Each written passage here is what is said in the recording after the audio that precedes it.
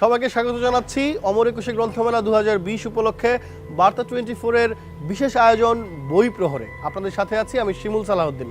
এই মুহূর্তে আমার সাথে আছেন এই সময়ের একজন খুবই প্রণিধানযোগ্য কবি, যিনি তার একটা স্বতন্ত্র ভাষায় তিনি লেখেন। তার নাম পিয়াস মজিদ। পিয়াস ভাই আছে আমাদের সাথে, তার কাছ থেকে আমরা জানবো এবার মেলায় পিয়াস ভাইয়ের কি বই বেরোচ্ছে। পিয়াস ভাই, কি হচ্ছে এবার মেলায়? ধন্যবাদ। বইমেলার শুরুর প্রহরে এইরকম একটা আয়োজনের জন্য। বইমেলার আগেই আসলে এখন তো বই বেরিয়ে যায়, সারা বছর বই শুরু হওয়ার যে সংস্কৃতি, আমি মনে করি এটা খুবই ইতিবাচক। এবং সেই জায়গা থেকে আমার দুটি নতুন কবিতার বই, একটি গোলাপের নহবত পাঞ্জেরি পাবলিকেশনস থেকে এটি বেরিয়ে গেছে, আর প্রথমা থেকে একটি কবিতার বই বসন্ত কোকিলের কর্তব্য, এটি ইতিমধ্যে বেরিয়ে গেছে। আর কয়েকটি গদ্যের বই বেরোচ্ছে। আমি খুব ঘুরতে ভালোবাসি, সেই ভ্রমণের জায়গা থেকে কিছু ভ্রমণ গদ্য নিয়ে স্মরণ ভ্রমণ যাপন এই নামে একটি বই সময় প্রকাশন থেকে। কথা সাহিত্য বিষয়ক লেখার একটি সংকলন কথার কল্লোল, এটি বেরোচ্ছে মাওলা ব্রাদার্স থেকে। আর ধ্রুবয়েশ আমাদের খুব একটি প্রিয় শিল্পী এবং লেখক, তার সাথে আমার একটি দীর্ঘ কথোপকথন, এটি বই আকারে বেরোচ্ছে ঐতিহ্য থেকে, ধ্রুবয়েশ বললেন এই নামে। আর বেঙ্গল পাবলিকেশনস থেকে বেশ কিছু প্রিয় বই নিয়ে একটি বই, এটিও ইতিমধ্যে বেরিয়ে গেছে, এক পৃথিবী বইয়ের বাড়ি। কিছু সম্পাদিত বই তো আছেই।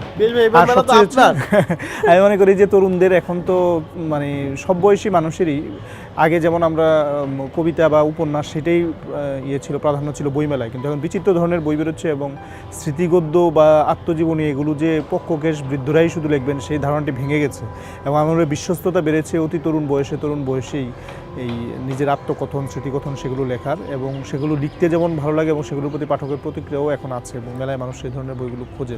এবার যে দুটি কবিতার বই হচ্ছে গোলাপের নহবত আর বসন্ত কোকিলের কর্তব্য, এই দুটি বইয়ে আপনার যে কাব্য যাত্রা সেখানে নতুন কি যুক্ত হয়েছে বলে আপনি মনে করেন, মানে পাঠকদের জন্য যদি একটু বলেন? আমি মনে করি বসন্ত কোকিলের কর্তব্য এটি স্বতন্ত্র নতুন কবিতার বই, আর গোলাপের নহবত একটি সিরিজ কবিতার বই। তো গোলাপের নহবত আমার একটু আগেরই লেখা, কিন্তু বইটি বেরিয়েছে একটু দেরিতে, এবং সেটিতে ভাষার যে কাজ আমি মনে করি নাচ প্রতিমার লাশ বইতে সেই ভাষার কাজের প্রাধান্যটাই বেশি, এবং সেটি নিয়ে আমি যতটা আনন্দিত তার চেয়ে বেশি বসন্ত কোকিলের কর্তব্য।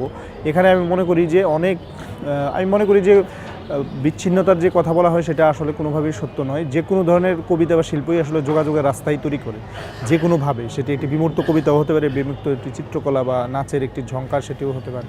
তো কিন্তু এইখানে আমি মনে করি যে আমার কাব্য ভাষার একটি পরিবর্তন এখানে মানুষ দেখবেন, এবং দীর্ঘ কবিতা এবং রস্য দুই ধরনের কবিতাতে আমি চেষ্টা করেছি যে যোগাযোগযোগ্য ভাষা এবং ভঙ্গিতে নতুন কিছু দেওয়ার, এবং আমি মনে করি যে এটাই একটা কবির কাজ তো হওয়া উচিত। জানি না সেটা আমার বইয়ে হয়েছে কিনা, যে একটি বই থেকে আরেকটি বইয়ের যাত্রায় যে স্বাতন্ত্র্য শনাক্ত করার মতো সেই স্বাতন্ত্র্যটা আমি মনে করি যে আমার আত্মবিশ্বাস আছে যে এই বইটাতে পাঠক সেই স্বাতন্ত্র্যের দেখা পাবেন। চমৎকার। পিয়াস ভাই, কলকাতা বইমেলায় আপনার একটা নির্বাচিত পিয়াস মজিদ বেরোচ্ছে, সেটা যদি কিছু বলেন।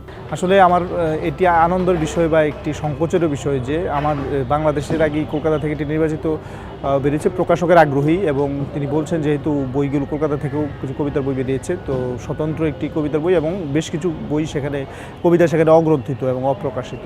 তো সেটি আমার ভালো লেগেছে প্রকাশকের আগ্রহে, এবং পাঠকের যে সারা কলকাতা বইমেলা ইতিমধ্যে শুরু হয়ে গেছে, এবং সেটিতে আমি আনন্দিত যে একটা না একটা সময় তো শুরু করতে হয়। এবং আমি মনে করি যে এই ধারাটি আসলে এখন ভেঙে যাচ্ছে, যে খুবই প্রবীণ বয়সে গিয়ে নির্বাচিত বা শ্রেষ্ঠ বা প্রেমের কবিতা, কিন্তু ভালো কবিতাগুলো তো মানুষ তরুণ বয়সেই লেখে, সুতরাং কেন তার সংকলন বেরিয়েছে। এবং আমি প্রেম পিয়ানো নামে আমার যে সংকলনটি বেরিয়েছে সেটির সারাতেও মুগ্ধ আমি, যে গত বইমেলাতে সেটির প্রতি পাঠকের যে আকর্ষণ বা পাঠকের যে ভালোবাসা।